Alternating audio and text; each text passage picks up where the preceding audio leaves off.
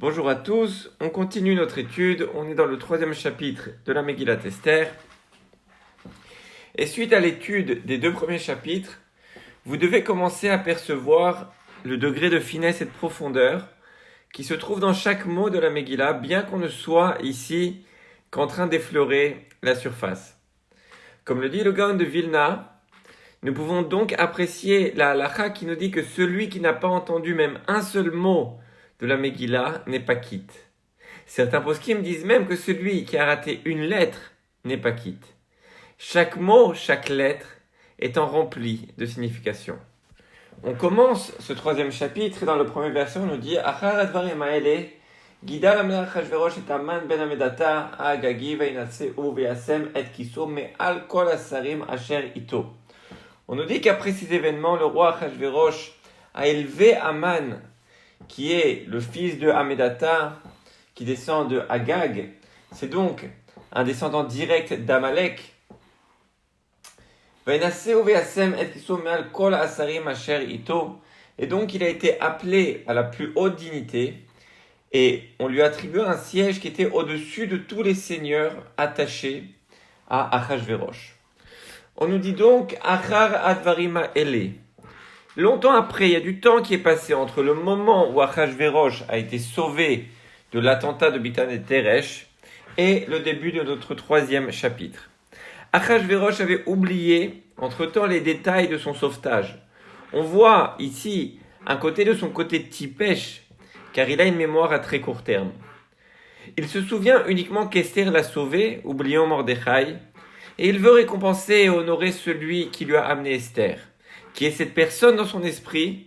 C'est Haman, car c'est lui qui a permis d'éliminer Vashti. Souvenez-vous dans le premier chapitre, Achashverosh allait acquitter Vashti, et Memouchan, c'est-à-dire Haman, a mis tout un plan en place pour éliminer Vashti. Ayant éliminé Vashti, Achashverosh attribue sa joie d'avoir Esther à Haman. Nous allons bien sûr garder dans cette étude le fil conducteur avec le Pirush HaMalbim, mais parfois je ramènerai d'autres commentateurs sur certains points qui me semblent intéressants. Par exemple, ici, le Rav David Feinstein, qui est le fils de Rav Moshe Feinstein, dit qu'Haman fut élevé à ce moment en conséquence de l'erreur de Shaoul HaMelech d'avoir épargné Agag, l'ancêtre d'Haman.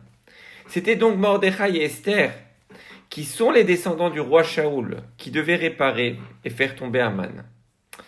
Le Chida dit qu'Haman a été au pic de son pouvoir durant 70 jours.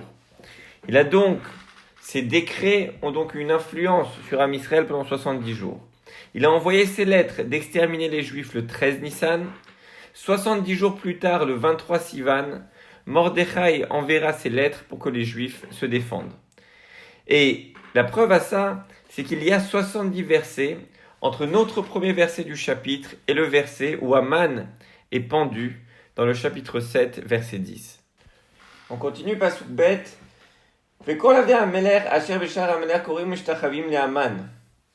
Et tous les serviteurs du roi qui se trouvent Béchar HaMelech à la cour royale, Korim Mishtachavim, devaient s'agenouiller, se prosterner devant Haman, qui règne Sivalo HaMelech. Et c'est un ordre du roi, c'est un édit royal, ce qui veut dire que celui qui le transgresse est passible de mort. Ou Mordechai lo yicha velo ishtachave, et Mordechai ne s'agenouille pas et ne se prosterne pas. Quand on veut faire kavod à quelqu'un, quand par exemple un grand rave rentre dans la synagogue, certains se lèvent, même en voyant le rave de loin. D'autres se lèvent à demi-mesure, d'autres font un petit geste de la tête pour montrer leur kavod. Et certains ne se lèvent pas du tout. Mais quand le rave s'approche, encore une fois, quand le rave est proche, certains vont se lever à demi-mesure, certains vont faire au moins un petit geste de kavod. Ici, on nous dit, Lo yira velo ishtachave, Mordechai ne cligne même pas des yeux. Il ne montre aucune forme de respect à Haman. Achashverosh a élevé Haman, il lui a attribué un siège au-dessus de tous les seigneurs, et il a ordonné que tous les serviteurs du roi s'agenouillent et se prosternent devant Haman. Le Yalkut Shimoni indique que ces 3 actions d'Achashverosh ont donné graduellement du nouveau pouvoir à Haman chaque jour. Le Rav Avigold, qui est un des rabbanim qui contribue au livre d'Art-Scroll, fait remarquer que la gematria de Haman est 95. elle est égale au mot Ameler, le roi, pour montrer que Achashverosh a quasiment fait de Haman son égal. De plus, le verset nous donne le nom complet de Haman dans le premier verset, Haman ben Hamedata Agagi. Haman ben Hamedata Agagi, c'est Gematria 619. Alors que le mot Keter, qui est la couronne, a pour Gematria 620, pour nous indiquer que le pouvoir d'Haman était seulement à un cheveu de celui d'Achashverosh. Alors pourquoi ne se prosterne-t-il pas Mordechai? En fait, avant, quand quelqu'un avait beaucoup d'argent, d'enfants, de réussite, de kavod comme Haman, les gens se prosternaient devant lui. Mais ce n'était pas uniquement par kavod, mais plutôt par une forme d'idolâtrie. Les gens se disaient que ce monsieur était un porte-bonheur. Il doit être divin si tout lui réussit. Une autre raison, c'est que le passouk nous dit « Vekol avde ameler ». Ce sont tous les serviteurs du roi qui doivent se prosterner devant Haman. Alors que les Juifs en Paras et Madaï n'avaient même pas le statut de serviteur.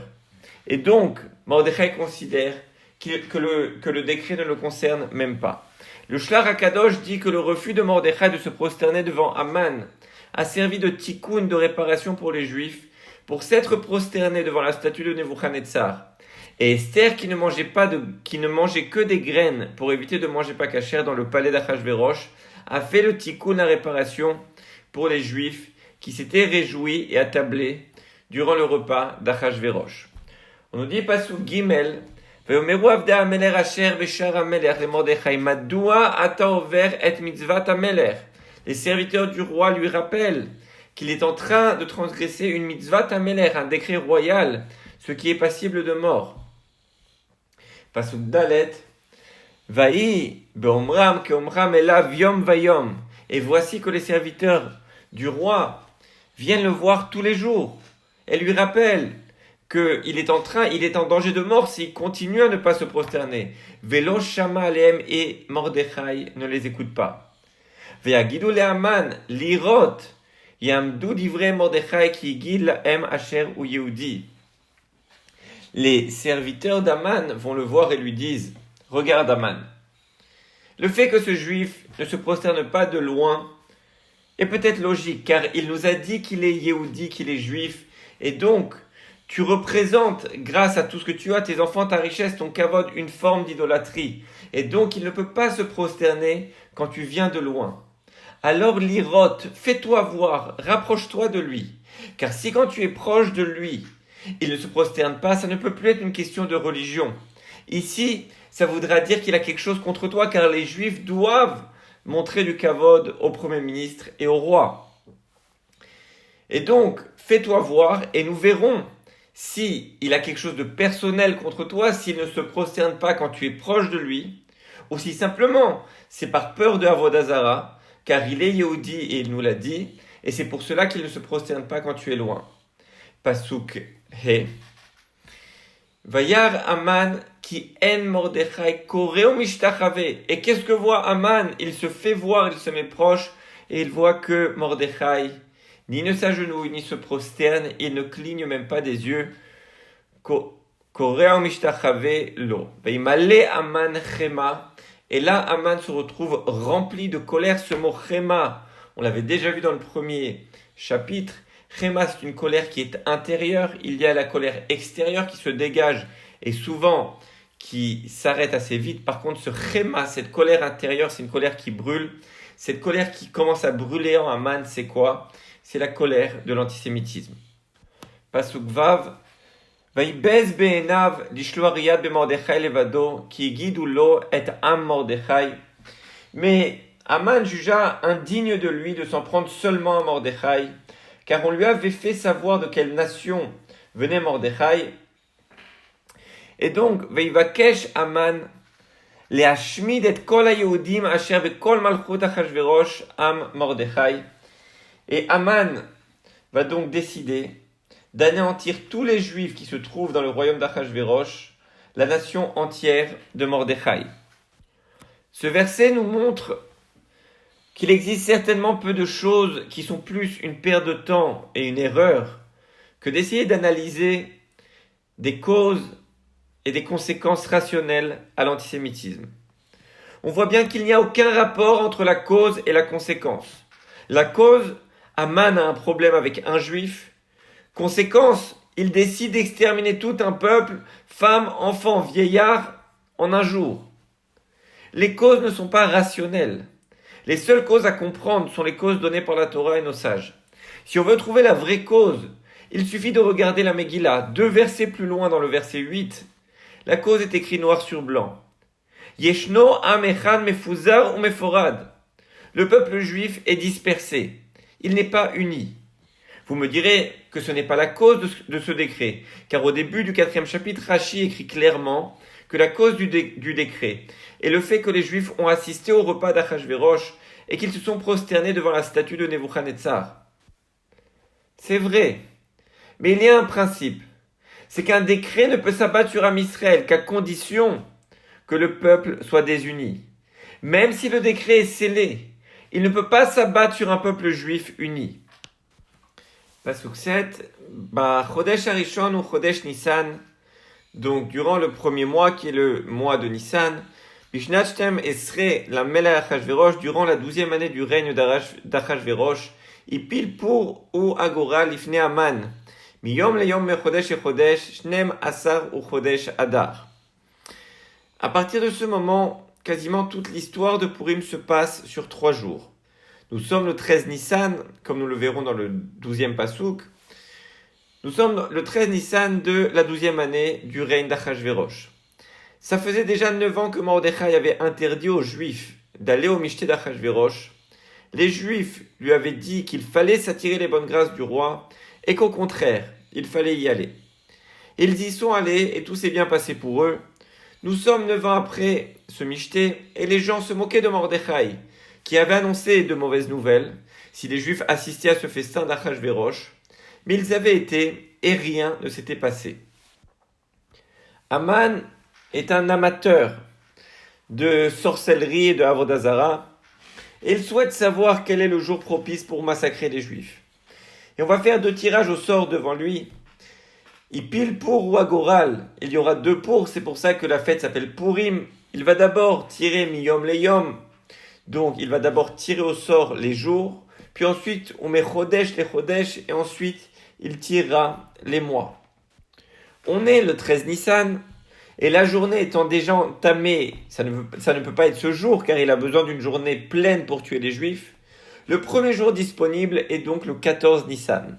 Si Aman pioche ce jour-là, ça sera le plus heureux du monde. Il fait donc une sorte de loterie, il consulte le sort, qui rejette les mauvais jours et qui acceptera le bon jour.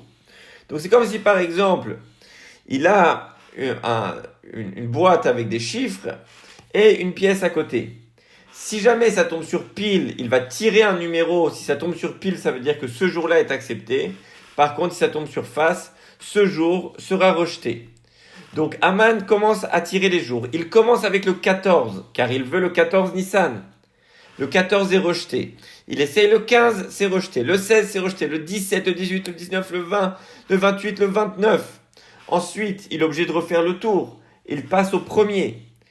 Le premier Iyar est rejeté, le 2 Iyar, le 3 Iyar est rejeté, le 10 Iyar, le 11, le 12. Le dernier jour qu'il puisse tirer, étant donné qu'il a commencé avec le 14, c'est le numéro 13. Il arrive au 13 et le 13 est accepté. La loterie a donc rejeté jusqu'au dernier jour possible, le 13. Aman est embêté, mais il ne se démonte pas. Il va tirer maintenant les mois. Au mieux, ça va être le 13 Iyar, qui est le mois après Nissan, puisque le 13 Nissan n'est pas possible. Il commence par Iyar, qui est rejeté. Sivan est rejeté. Tammuz est rejeté. Av, Elul, Tishri, Cheshvan, Kislev, Tevet, Shvat, tout est rejeté. On arrive à Adar, Adar qui est accepté. Aman est donc repoussé par son sort au dernier jour, le 13 en termes de jours, et au mois de Adar en termes de mois. Il arrive donc le 13 Adar. Ça aurait dû être évident pour Aman que son plan n'allait pas marcher.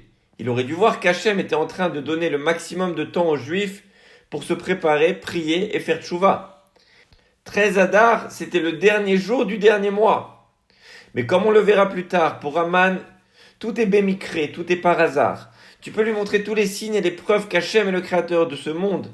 Il trouvera toujours quelque chose de tordu pour se convaincre du contraire.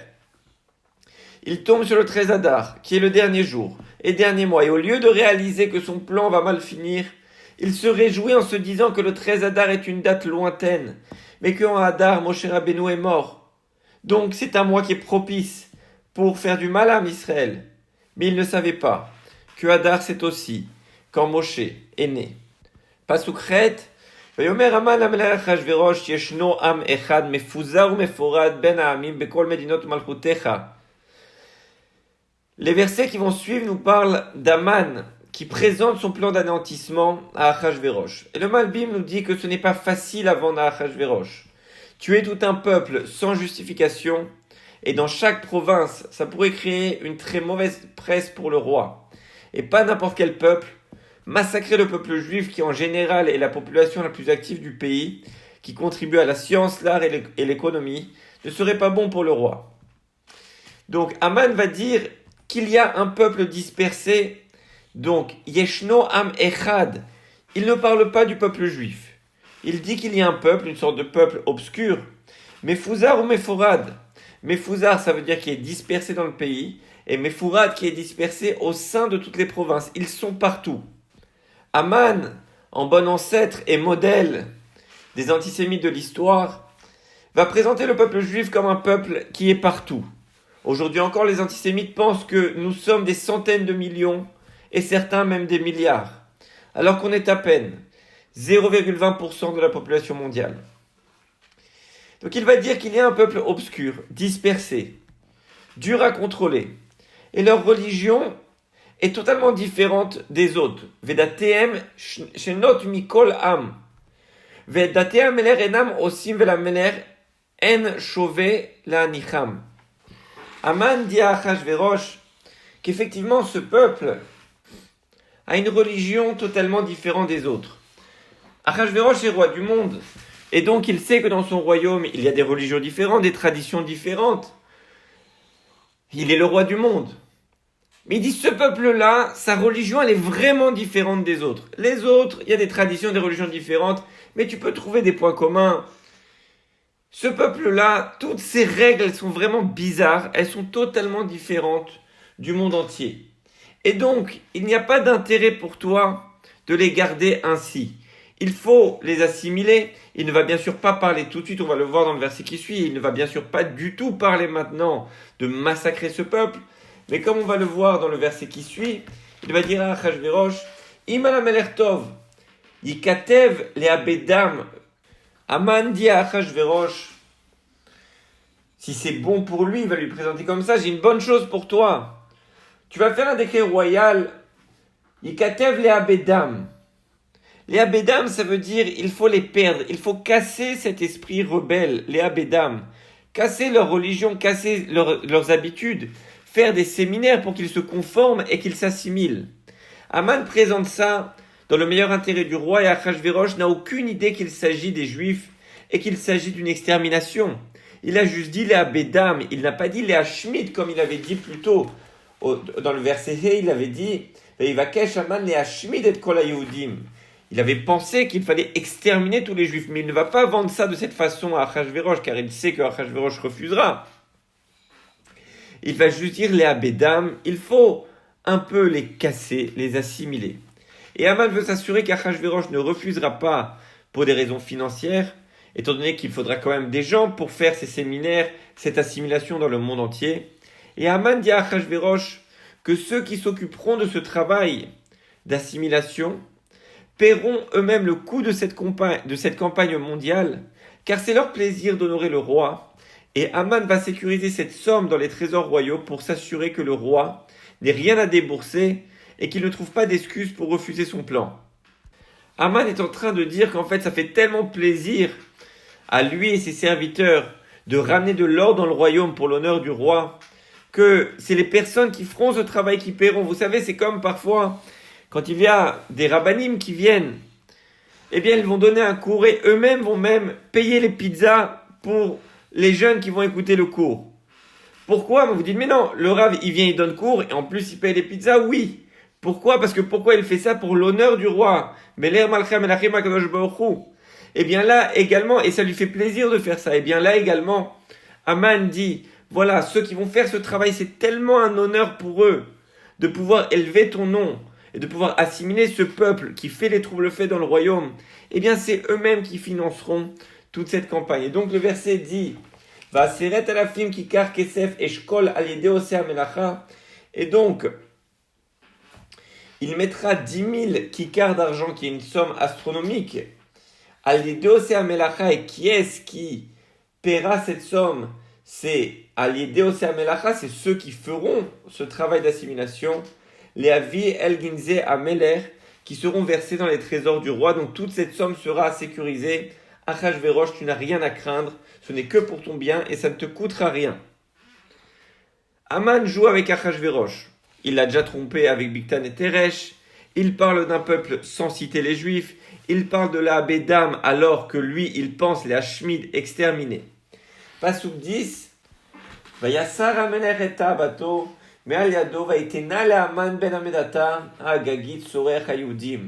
Le roi ôta son anneau du doigt et le remit à Aman, donc il lui a donné sa bague, fils de Hamedata, descendant de Agag. On nous rappelle l'ascendance d'Aman, encore une fois, qu'il est descendant direct de Amalek, Tsorech HaYehudim, le persécuteur des Juifs.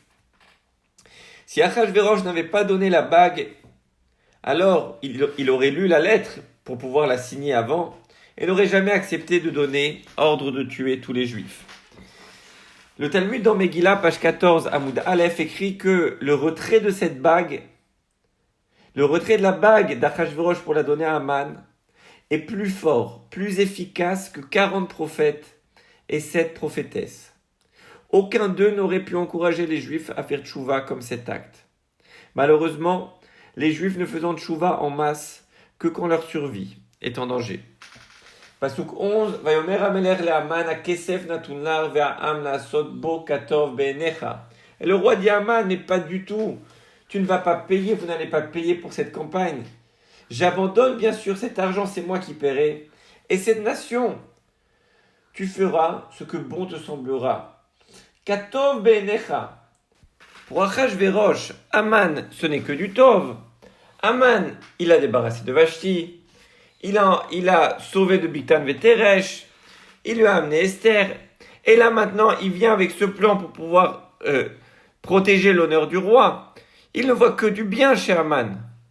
C'est devenu le véritable homme de confiance de Achashverosh, et donc Achashverosh n'est même pas intéressé de regarder en détail le plan d'Aman. Il lui fait confiance, il est persuadé qu'il ne fera que du bien pour lui. Pasuk Yudbet. ויקראו סופרי המלך בחודש הראשון בשלושה עשר יום בו ויקטב ככל אשר ציווה המן אל אחשדך פני המלך ואל הפחות אשר על מדינה ומדינה ועל שרי עם ועם מדינה ומדינה ככתבה ועם ועם כלשונו בשם המלך אחשוורוש נכתב ונחתם בטבעת המלך. Donc, on convoqua les scribes du roi le 13e jour, donc le 13 Nissan, et un message fut rédigé d'après les prescriptions de Haman, à l'adresse des satrapes du roi, donc des gens très importants, des gouverneurs de chaque province et des seigneurs de chaque nation, en conformité avec le système d'écriture de chaque nation et la langue de chaque nation. Le message était écrit au nom du roi et scellé avec le sceau royal. On voit que dès que Achashverosh donne la bague à Haman, très très vite il s'empresse de convoquer les scribes, parce qu'il ne veut pas qu'Achashverosh, on sait qu'Achashverosh est un être assez volatile, et il ne veut pas qu'Achashverosh ait le temps de changer d'avis. Et nous arrivons au verset 13, qui ne cesse de me faire trembler tant il rappelle, tant il est proche de l'histoire terrible, et cette histoire proche qui est celle de la Shoah. Et le pasuk dit la chose suivante, voici le plan d'Aman. Le plan réel d'Aman, pas celui qu'il a vendu à Achashverosh. Voici son plan. Veishloach sfarim beyad haratzim el kol medinot hamelech. Donc, des courriers furent expédiés dans toutes les provinces du roi. Qu'est-il écrit sur ces courriers? Les hashmid, la harog ou les abed. Exterminer, tuer et bousculer, casser, et kol hayehudim, tous les juifs. Minahar ve'adzaken, les jeunes, les vieux, Taf venashim, on exterminera aussi les enfants et les femmes. Beyom echad, en un seul jour. Bishlosha asa le chodesh, shnem asa ou chodesh adar, en un seul jour qui sera le 13 Adar. Et bien sûr, s'il y avait ce massacre, mais qu'il n'y avait pas la spoliation, alors il manquerait quelque chose pour comparer ça à la Shoah. Mais le verset finit en disant Ushalam la boz, et on fera main basse sur leur butin. Donc, le plan d'Aman est de massacrer, d'exterminer tout le peuple juif, les jeunes, les vieux, les enfants, les femmes, et de les spolier entièrement, de faire main basse, Ushalam la boz, de faire main basse sur leur butin. Et là, on voit à quel point le plan d'Aman, ce qu'il envoie, est totalement différent de ce qu'il a vendu à Achashverosh. À Achashverosh, il avait simplement parlé de la Abedam, de les perdre, de leur faire perdre leur da'at, leur religion, les assimiler, limite un peu les casser, les bousculer. Mais ici, il n'utilise pas que le terme de la Abedam. Il dit les Hashmid, exterminer, la roque, tuer, ou les Abedam. Les Abedam, bien sûr, qui est un terme beaucoup plus léger. Si Aman avait réussi son plan, ça aurait été la fin de Ham Israël. Il n'y avait nulle part où aller. La Torah nous a annoncé que nous serions dispersés dans le monde entier. Bien sûr, cela n'est pas une bonne chose, car ça signifie l'exil. Mais nos sages y voient également une bracha. C'est que Ham Israël ne pourra jamais être totalement détruit. Quand un pays nous pourchasse, un autre nous accueille. Mais à Purim, ce fut le seul moment de notre histoire où l'on a failli être totalement exterminé. Car Achashverosh était le roi du monde entier, et le décret d'Aman de tuer tous les Juifs en un jour devait s'appliquer au monde entier. Aman va envoyer 2 lettres. Une lettre qui est fermée, qui est scellée, qui contient le message qu'on vient de lire, les Hashmid, la Harog ou la Abed et Kol HaYehudim, de massacrer tous les Juifs en un jour. Cette lettre va être scellée et va être envoyée, comme on l'a lu juste avant, aux gouverneurs et aux seigneurs de chaque nation, qui auront pour ordre, étant donné qu'elle est scellée avec le tampon du roi, ils n'auront pas le droit de l'ouvrir avant le 13 Adar. Et donc personne ne sera au courant de ce message avant le 13 Adar. Et dans le passage 14, on nous dit Patshegen aktav leinatem dat bekol mednon benak galouy lekol ha'amim liot atidim layom hazeh. Il y aura une deuxième lettre qui sera galouy, qui sera dévoilée. Et sur cette lettre, en fait, sera écrit que tous les peuples doivent se tenir prêts pour ce jour. Toutes les armées, tous les peuples doivent être prêts pour le 13 Adar, étant donné qu'il aura un jour pour mettre en place et tuer tous les Juifs. Il veut donc que tous les peuples soient déjà prêts dès le matin. Le 13 Adar au matin, les gouverneurs ouvriront les lettres qui diront que doivent faire tous ces peuples qui sont prêts, et ils annonceront qu'il faut massacrer tout le peuple juif. À l'époque, il n'y a pas de téléphone, pas d'internet, rien du tout. Le temps que la journée passe, tous les juifs auront été massacrés, et le temps que Achashverosh s'en aperçoive, il sera déjà trop tard. Et grâce à ce procédé, les juifs ne seront pas au courant, ils ne pourront pas demander d'aide, ni prier ou faire tchouva, et ils ne pourront pas se cacher. Bien sûr, Achashverosh, allez voir la première lettre, la lettre qui est galouille, qui est placardée partout. Mais Aman lui dira que la guerre n'est qu'un dernier recours si rien d'autre ne marche pour assimiler ce peuple. Dernier pasouk 15. Aratsim yatsu dechufim, les courriers partirent en toute hâte. Bidvar Ameler, par ordre du roi, étant donné que c'est Aman qui a la bague du roi. Vadat nitna beshushan abira, et l'édit fut publié à Shushan, la capitale. Va'ameler va'aman yashvu lishtod ve'a'ir Shushan avocha. Le roi et Aman s'attablèrent pour boire, tandis que la ville de Shushan était dans la consternation. On voit Aman qui fait partir les courriers en toute hâte. Il veut être sûr que Achashverosh ne change pas d'avis. Et une fois que les courriers seront partis, ce sera déjà trop tard. Et bien sûr, il fait en sorte que et aussi, ces lettres sont arrivées à Shushan, la lettre qui était galouille, qui était dévoilée. Pourquoi il veut que ça arrive à Shushan en dernier? Pour que quand le roi verra même cette lettre qui est dévoilée, il soit déjà trop tard. Ve'ameler va'aman yashvu lishtot. Et donc on nous dit que le roi et Aman s'attablèrent pour boire. Le Malbim donne un certain crédit à Achashverosh et ne pense pas que si Achashverosh venait de décréter un tel génocide, il se serait assis pour boire. Enfin, on nous dit que Va'ir Shushan Navocha et la ville de Shushan était en pleine consternation, parce que dans cette ville, il y avait beaucoup de juifs. Et bien sûr, les juifs, même s'ils ne savent pas qu'il s'agit d'eux, ils voient cette lettre qui est dévoilée, ils voient que quelque chose va se passer de pas bon, une sorte de guerre, et ils savent qu'à chaque fois qu'il y a une guerre ou quelque chose qui se passe dans le pays où ils habitent, c'est toujours eux qui prennent, que ce soit eux qui soient visés directement ou pas. Il y a demain une guerre en Irak ou en Iran. L'Iran, où est-ce qu'ils vont envoyer directement? C'est les États-Unis qui attaquent l'Irak, c'est Israël qui reçoit les scuds. Et toute l'histoire d'Am Israël est comme ça. Il est très très rare que quand il y a un désordre dans le monde, Am Israël soit épargné. Donc, les habitants de Shushan voient cette lettre et commencent à s'inquiéter. Qu'ils soient la cible principale ou pas, ils savent qu'ils en souffriront certainement. Veyeda kol paol ki ata pealto, veyeda kol yetzur ki ata etzarto. Que toute chose qui a été créée sache que tu es son créateur, et que chaque chose qui a été façonnée sache que tu en es la source.